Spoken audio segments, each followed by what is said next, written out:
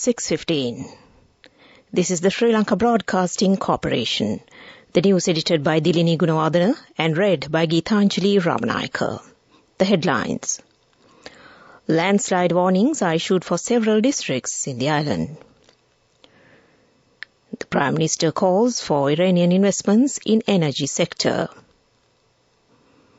The responsibility of the trade unions in working for the betterment of the country is highlighted. A fertilizer subsidy of 1,000 million rupees is to be credited to farmers engaged in the Maha season cultivation. The first school term in 2024 will commence on the 19th of February. Foreign news, all major UN agencies repeat calls for a humanitarian ceasefire in the Gaza Strip. In sports, Arjuna Ranatunga expresses his intention to introduce a new brand for the sports of cricket in Sri Lanka. News in detail. The National Building Research Organisation has issued landslide warnings for several districts. Level 1 yellow warnings are issued for Walasmulla, Katuana and Ukuwela Divisional Secretariat Divisions and surrounding areas of the Hambantota District. Yatudurara and Urudumbura Divisional Secretariat Divisions and surrounding areas of the Kandy District, Mavanalla, Galigamua and Kagala Divisional Secretariat Divisions and surrounding areas of the Kagala District, Rattota, Ambanganga, Korale, Laggala, Pallegama and Ukuwela Divisional Secretariat Divisions and surrounding areas of the Mathale District. Waligama, Mathara, Fogravats, Kirinda, Puhulwella, Malimbada, Devinuwara, Dikwella, Pasgoda, Aturaliya, Mulatiana, Pitabaddara, Walipitiya, Kotapola, Tihagoda, Kamburupitiya, Hakmana and Akurasa Divisional Secretariat Divisions and surrounding areas of the Mathara District and Kahavatta, Kiriyalla, Palmadulla, Ayagama Divisional Secretariat Divisions and surrounding areas of the Ratnapura District are also under Level 1 warnings. Level 2 amber warnings was issued for Haputale Divisional Secretariat Divisions and surrounding areas of the Badulla District, Tumpane Divisional Secretariat Division and surrounding areas of the Kandy District, Kalabana, Ratnapura, Balangoda, Kuruvita, Alapatha, Kolonna, Ahaliyagoda, Opanayaka, Godakawela, Valigapola and Imbulpe Divisional Secretariat Divisions and surrounding areas of the Ratnapura District. Meanwhile, the Met Department cautions the public on the possible thunder showers accompanied by severe lightning to occur at several places in the western, central, Sabaragamuwa, north central, northwestern, Uva and southern provinces and in Mullaitivu and Mana district during the evening or night. It further predicts that there may be temporarily localized strong winds during thunder showers. The general public is warned to be on alert. New Ambassador of Iran, Alireza Delkosh, paid a courtesy call on Prime Minister Dinesh Gunawardana at the Temple Trees today. The ambassador, referring to the friendship and close socio-cultural ties between the two countries since ancient times, assured that he would work for further expansion of economic and cultural relationship between Iran and Sri Lanka during his diplomatic tenure. The Prime Minister said Iran has the opportunity now to invest in new sectors such as agriculture and industrial sectors in addition to energy sector.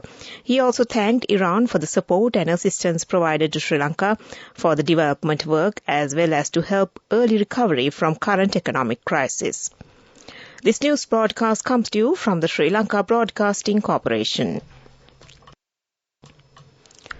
President's lawyer U.R. De Silva says the role of a true trade union is to first work for the betterment of the country and the public and then to win their professional rights. He noted that it is absolutely unacceptable to sacrifice the country and the people to carry out professional struggles while joining the program of the National Radio Today, Subarathi. Currently, there are many big economic issues in the country. Everyone's support is essential at the moment to overcome the situation. Then it will be possible to win the rights. Professional rights must exist within a country, but they should not be manipulated based on different needs or propaganda of different parties. The social media should not be used to lead the society astray. He further mentioned that if the country and the society develops, the rights of the citizens will be constantly upheld. The technical committee appointed by the COPA committee to increase the revenue using information technology met to review the current progress. The meeting was chaired by Prime Minister's Secretary. Appreciating the work of the technical committee, COPA committee chairman, State Minister Lasantha Alagivanna, mentioned that the report prepared by the committee had been studied. He also said that the purpose of this meeting is to discuss how this technical committee will work from now on. The meeting was appointed in March to deal with the stakeholders by using effective information technology systems for collection and improvement of government revenue. With this, 13 government agencies had prepared an agreed national action plan to be implemented in the years 2023 and 2024. 1,000 million rupees received by the Agriculture Ministry as the first installment for the fertilizer subsidy to farmers in the upcoming season was credited to the accounts of the district officers of the ministry today. In the Maha season, 800,000 hectares of paddy will be cultivated. Around 1.2 million farmers will be provided with 15,000 rupees per hectare. The total amount expected to be spent by the government for providing this fertilizer subsidy is 12,000 million rupees.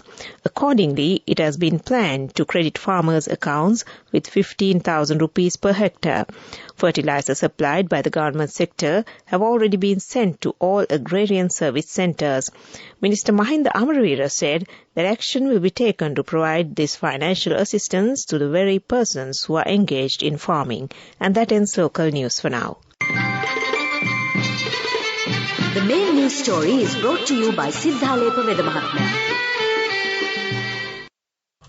The Shippers Academy of Colombo, in partnership with the American Chamber of Commerce and the Joint Apparel Association Forum, held an awareness program on the need to prioritize Sri Lanka's labour law reforms to develop competitive industries and services.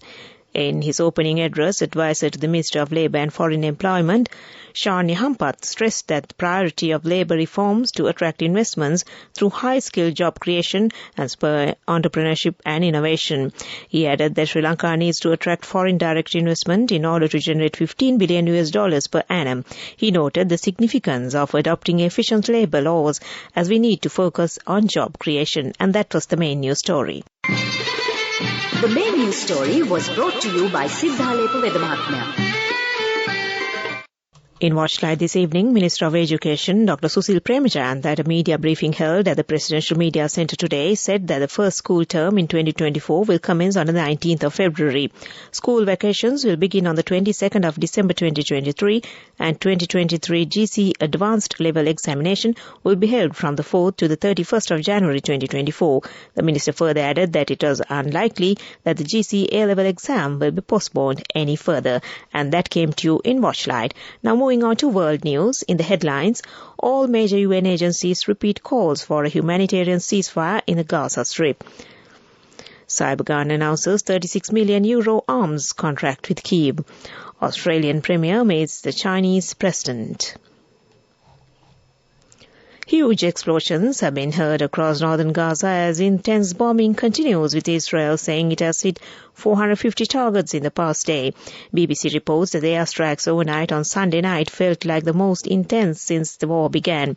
Internet and phone communications were down in the territory overnight, but are now being restored. The Israeli military says troops have reached the coastline in the south of Gaza City, effectively dividing the strip in two, while all major UN agencies have said enough is enough in a rare joint statement as they repeat calls for a humanitarian ceasefire. A French company, Cybergun, has announced it has signed a contract with $38.7 million to supply Ukraine with various weapons. Shares in the French company surged by 76% in early trading on the back of the Ukraine contract, giving the company a market capitalization of about $4.2 million. Kyiv has been urging its allies to maintain support in its war with Russia as troops face battle fatigue. Australian Prime Minister Anthony Albanese and Chinese President Xi Jinping are meeting for talks aimed at easing years of tensions in Beijing. Mr. Albanese is the first Australian leader to visit China since 2016. The visit is seen as a key moment in thawing relations after a string of trade and security disputes. Trade will top the agenda, and the Australian Prime Minister is calling for the removal of Chinese tariffs on Australian goods, while the Chinese leader is expected to ask for more access to key Australian sectors. Back to the headlines of the world news. All major UN agencies repeat calls for a humanitarian ceasefire in the Gaza Strip. Cybergun announces €36 million arms contract with Kyiv. An Australian premier meets a Chinese president. And that ends world news. Development news. Airport and Aviation Services Private Limited has again shown its resilience by earning a revenue of 28.5 billion rupees during the period of January to September 30, 2023. This is an increase of 57% compared with the same period in 2022.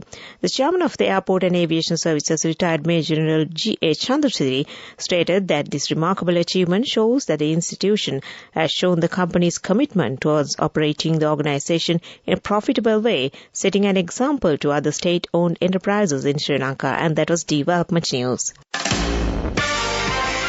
Moving on with sports news. The chairman of the newly appointed Sri Lanka Cricket Interim Committee World Cup winning former Sri Lankan captain Arjuna Rantunga says that he will transform cricket into a game loved by the Sri Lankan cricket audience once again. Rantunga, who mentioned that he will provide his maximum support to rebuild cricket in Sri Lanka again, pointed out that his focus will be mainly directed towards uplifting the sport and that other members of the committee will deal with the administrative side of Sri Lanka cricket. He expressed that his intention is to introduce a new brand for the sport of cricket in Sri Lanka. Moreover, the interim committee's chairman highlighted that the primary task is to create a group of players who are passionate about the country. He also said that his position is not one that was taken by force. And that was sports news. Go ekak tiyana youth eකට life එකේ change එකට නියමෙට set වෙන්න ඇස් වහගෙන දැකපු වීන හැබැයි කරන්න youth එකට නියමෙට set වෙන්න friendship එක මෙන්න. The all-new NSB Ithru account, NSB IM, a plan for your dream. Business News, sponsored by National Savings Bank, the safest place for your money.